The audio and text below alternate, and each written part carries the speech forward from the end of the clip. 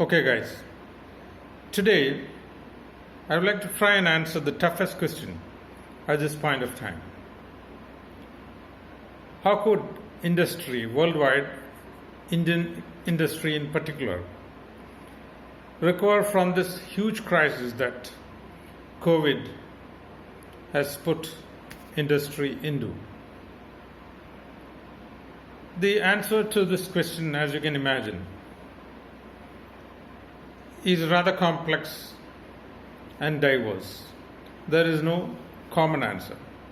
But then today I will try to highlight some of the aspects which I believe would be common for all corporates, all manufacturing companies and trading companies at this point of time to recover from this depression.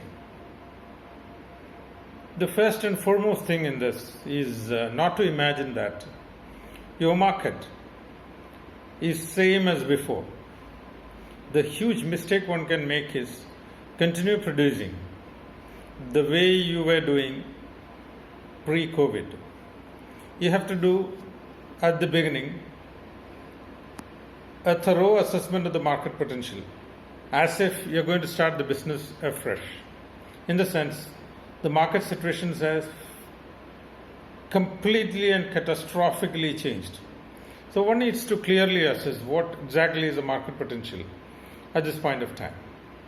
Now, once that is done, one needs to reallocate or relaunch the factors of production.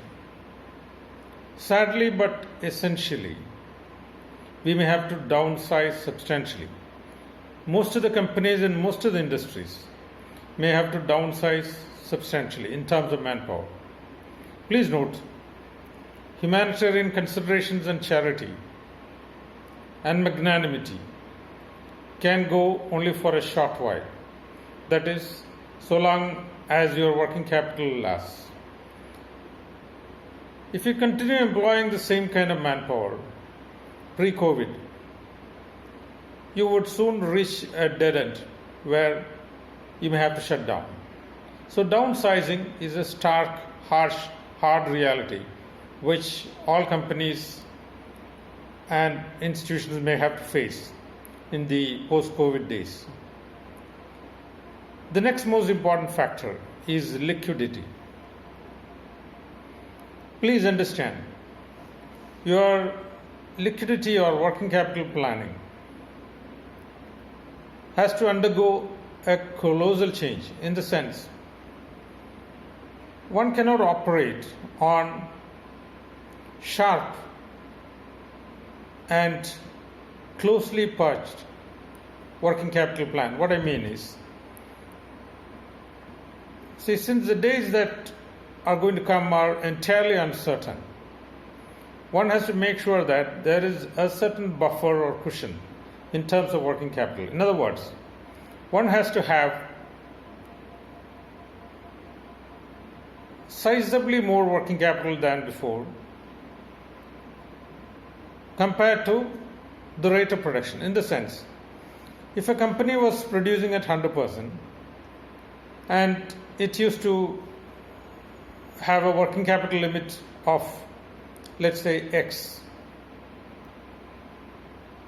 even with a production level at 50% of pre-COVID days, you may need the same kind of working capital because the market collections or inflow of funds is not going to keep pace with the outflow.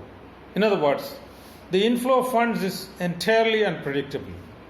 Or in other words, corporates and trading houses need to have substantial staying power in terms of working capital.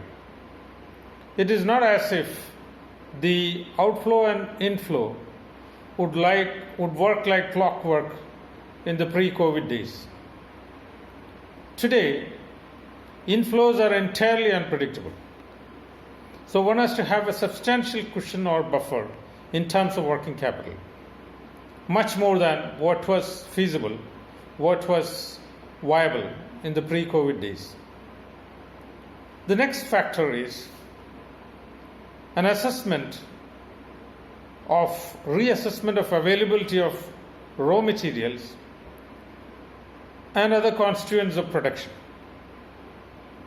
Please note, most of the companies are going to face a grave shortage of raw materials in the post-COVID days, because the production of the raw material producers would come down substantially.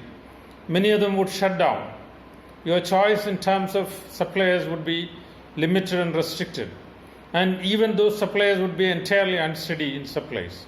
In other words, one has to be very cautious about raw material purchase and planning.